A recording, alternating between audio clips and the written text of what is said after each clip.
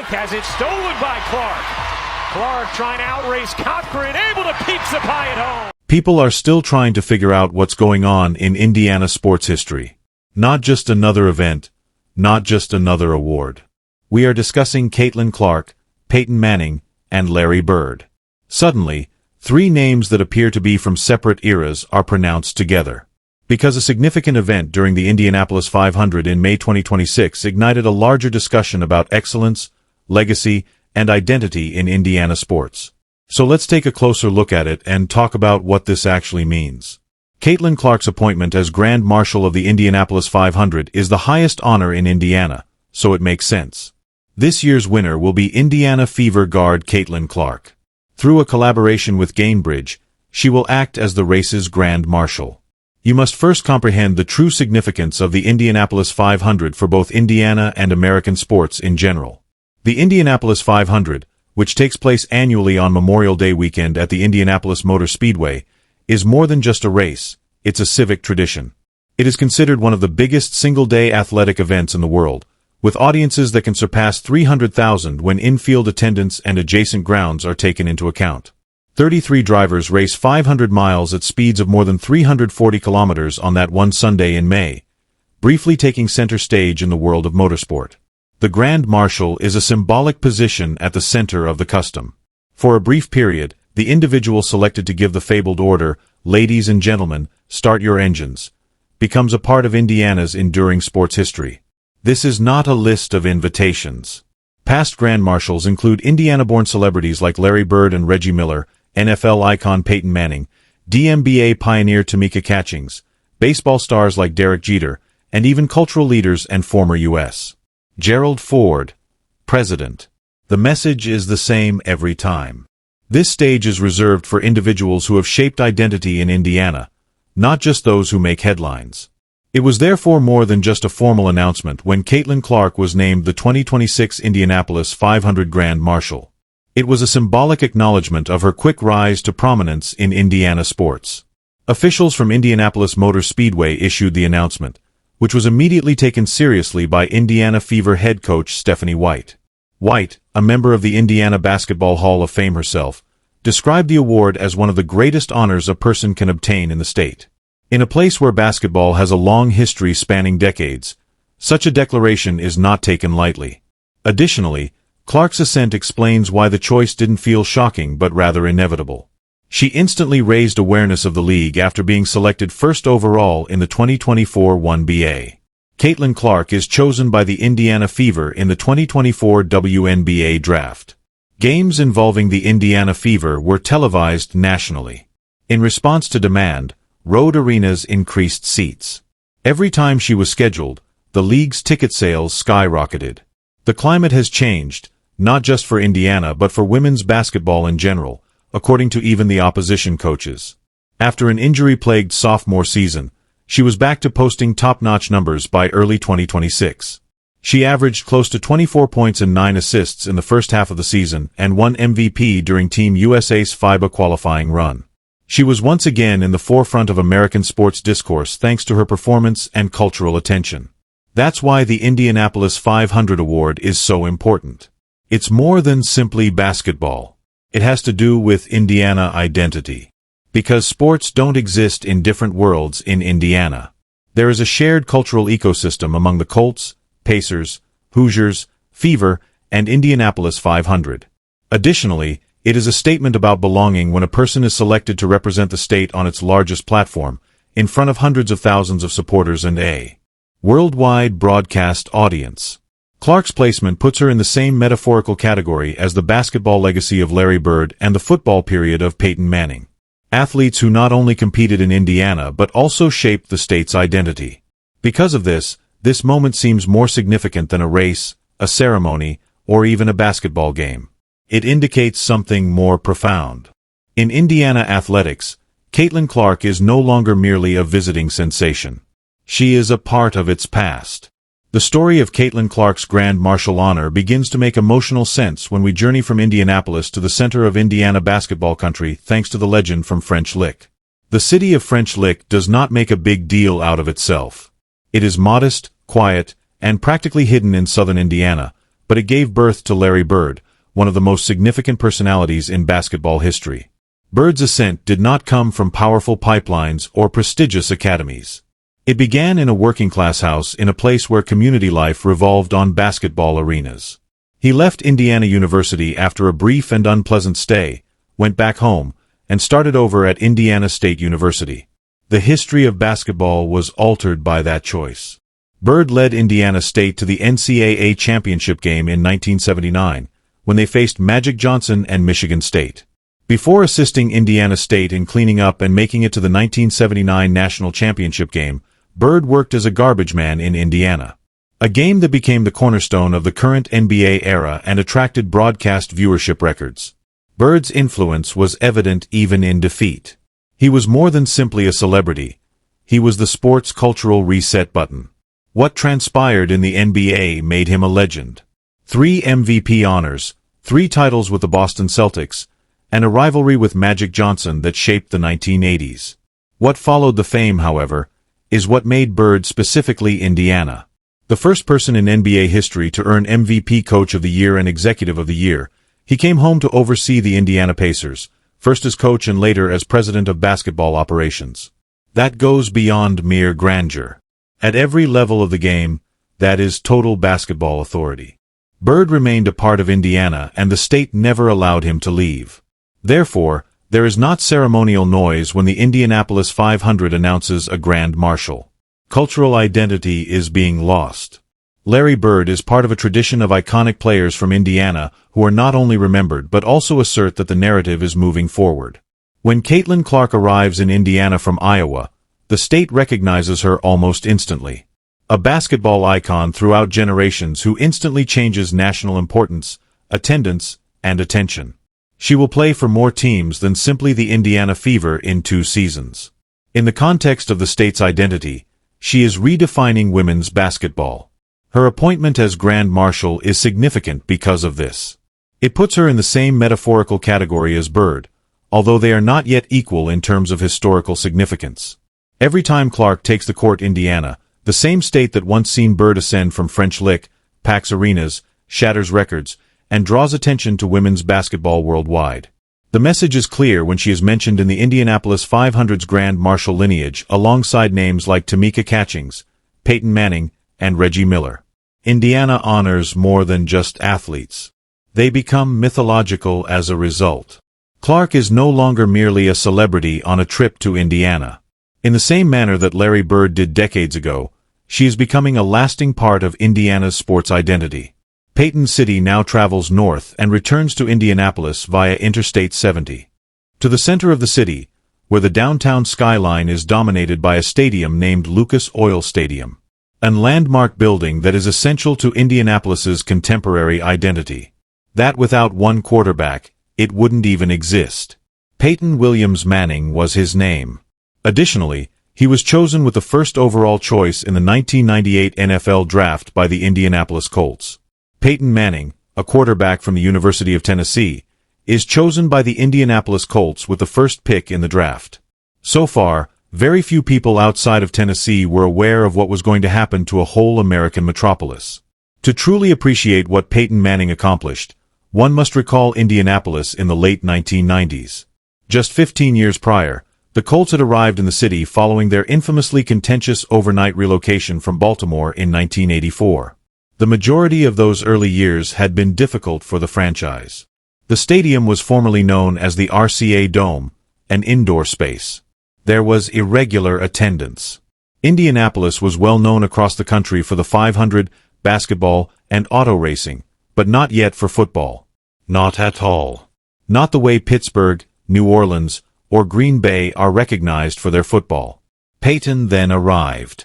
Peyton Manning accomplished something nearly unheard of in contemporary American sports during his 14 seasons in Indianapolis, from 1998 to 2011. He made the NFL club the focal point of the city's sports identity, even if the city did not yet fully identify with it. A portion of the plot is revealed by the numbers. Over his career, Manning won 5 NFL Most Valuable Player awards, 4 of which were with the Colts. 11 times, he guided the franchise to the postseason. Some of the passing records he set are still in place today. He became the benchmark by which all contemporary quarterbacks were evaluated. He was among the NFL's most accurate passers ever. But for Indianapolis, this was the most important element. Peyton Manning guided the Indianapolis Colts to Super Bowl 41 in February 2007, when they prevailed 29-17. You've been named the most valuable player in the game, Peyton. Manning won the Super Bowl Most Valuable Player award over the Chicago Bears in Miami, where all football fans were watching. And in that instant, Indianapolis transformed from a basketball city with a football franchise to a comprehensive, well-rounded, championship-winning sports metropolis. What followed was even more crucial. In 2008, Lucas Oil Stadium, a brand-new, contemporary stadium with a retractable roof, opened as the Colts' new home and the new architectural emblem of Indianapolis sports. Without Peyton Manning's cultural influence making professional football relevant in central Indiana, the city would not have constructed that stadium. He was physically surrounded by the city's own sports infrastructure. However, football numbers have very little to do with the legacy that counts most, the one Indianapolis still talks about with the greatest pride. It's St. Vincent's Peyton Manning Children's Hospital. Caitlin, I'm here to show you all the top locations in Indianapolis, such as the Peyton Manning Children's Hospital and ER, to which Manning contributed his name, time, and ability to raise money during and after his career. Thousands of children from Indiana have received treatment at the hospital. Its doors bear his name. Additionally, it symbolizes something that Indianapolis secretly values more than the Super Bowl ring. The notion that the quarterback who helped them win a championship also stayed, gave back, and turned into an adopted Hoosier, according to one Indianapolis newspaper. In Indiana, adopting Hoosier is the highest cultural honor available to non-natives.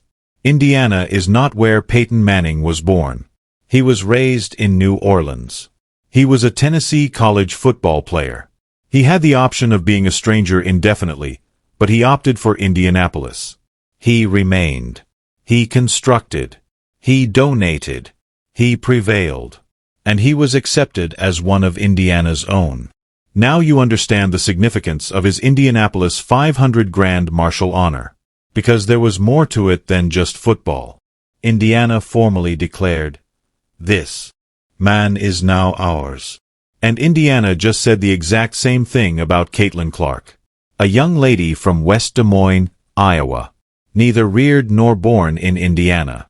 However, Indiana selected him in the 2024 1B draft. WNBA draft number 24. Sold-out venues, embraced by Indiana, and now formally welcomed by the state with the highest civic honor available. Similar to Peyton Manning before her. There is no mistaking the pattern. They are passing the torch. The legacy in numbers now. Let's examine Caitlin Clark's real accomplishments, as any sincere legacy discussion requires receipts. Furthermore, Clark's accomplishments in a little more than 2 years are, in a sense, just as momentous as whatever Bird or Manning accomplished in their early chapters. Let's start with college. Because Caitlin Clark was the best-renowned college basketball player in America long before she played for the Indiana Fever. She accomplished something that no one had ever done in the history of NCAA Division I basketball, either men's or women's, during her 4 seasons at the University of Iowa. Her career total was 3,951 points. Go over that number once more. 3,951. More than any player in NCAA Division I basketball history. Beyond Pete Maravich. More than all the legends of men and women combined. She broke more than simply a college scoring record. She completely changed the idea of what a collegiate basketball career could entail. However, the points were only one aspect of the narrative. During Clark's time in college, women's college basketball viewership skyrocketed nationwide. Many men's NCAA tournament broadcasts, sold-out arenas, record sponsorship deals, and endorsement contracts nearing 3 were all overshadowed by television numbers for Iowa games. By the end of her college career, she had earned $1 million, a sum that women's basketball had never seen before. The Indiana Fever were selected first overall in the 2024 Fremvabane draft. And as soon as Caitlin Clark entered a professional league, she established a new standard for the entire sport. Clark averaged almost 19 points and more than 8 assists per game during her first campaign. She broke records for rookie assists in a single season. After a 10-year hiatus, she guided the Indiana Fever back to the postseason. The cultural stats were even more astounding when she was named 2024 WNBA Rookie of the Year. Caitlin, you are the 2024 Kia WNBA Rookie of NB. Every time the Fever played, television ratings hit all-time highs. To accommodate the demand for tickets, rival arenas in Las Vegas, Brooklyn, and Washington moved their home games against Indiana to bigger stadiums. For a single Caitlin Clark game, several teams traveled to buildings the size of the NBA. It was hard to deny the cultural shift by March 2025. 41 of the Indiana Fever's 44 regular season games will be televised nationally, the team confirmed. 41 out of 44. The Women's National Basketball Association record was set by that figure. The New York Liberty, the Las Vegas Aces, and no other team had ever garnered so much national televised attention. Lucas Oil Stadium was constructed around Peyton Manning for the same straightforward purpose. Now, Caitlin Clark was the league's main source of revenue. Then followed the 2025 season, which was cut short due to injuries. Clark only participated in 13 games. Her sophomore campaign was interrupted, stressful, and unfinished. However, the cultural momentum persisted. On national television, the Fever persisted. Endorsement deals continued to increase. When Clark regained her health in April 2026, the world was reminded of why. Leading the United States of America in the FIBA World Cup qualification competition. AA over to Clark, up above. As the defender passes beneath him, Clark notices the hole. AA Clark had a flawless 5-0 record. Her first significant piece of senior international recognition came when she was named the tournament's most valuable player. In hindsight, the 2024 Olympic snub controversy seems much more agonizing. Additionally, Clark was averaging 24 by the first few weeks of the 2026 WNBA season. In her first 4 games, she averaged 3 points, 5 rebounds, and 9 assists per contest. Her greatest professional statistical beginning. After seeing everything, the Indianapolis Motor Speedway decided to present her with the Grand Marshal Award at this precise moment. This is the section of her narrative that brings everything together. Peyton Manning and Caitlin Clark have previously starred together in a commercial. Yes, in unison. The legend who built Indianapolis football and the rookie who is building Indianapolis women's basketball were already filmed side by side, passing the torch on camera, as they promoted St. Vincent Hospital, the same medical system that houses the Peyton Manning Children's Hospital. Just that advertisement serves as a cultural metaphor for the events of May 19, 2026. It is not a theoretical legacy. In actual life, the handshake has already occurred. Take a step back. He threw that, which epitomized Indiana. Take a look at the whole picture and let me know if you can dispute what is going on. Indiana was proud of Larry Bird. He demonstrated that a small-town Hoosier boy from French Lick could take the world stage and win the world's most competitive basketball league. In Boston, he won 3 NBA titles. He returned home. Larry Bird, 35, announced his retirement in Boston on Tuesday. As a front office administrator and head coach, he oversaw the Indiana Pacers. He became the only NBA player to win Executive of the Year, Coach of the Year, and Most Valuable Player. And every Indiana child who picked up a basketball after 1979 was raised with the belief that the route from Hoosier driveway to worldwide success was genuine. Since Bird had strolled through it, Indianapolis became a city because to Peyton Manning. Indianapolis was a lovely American city with excellent racing, respectable basketball, and improved football credentials when he arrived in 1998. When he departed in 2011, Indianapolis was a fully developed big sports destination that had won the Super Bowl and was dominated by Lucas Oil Stadium. Children in Indiana are still treated at the hospital that bears his name. The city began to see itself as a true sports capital because of the cultural transformation he brought about. In this state, adopting a Hoosier is the highest civic honor available to non-natives.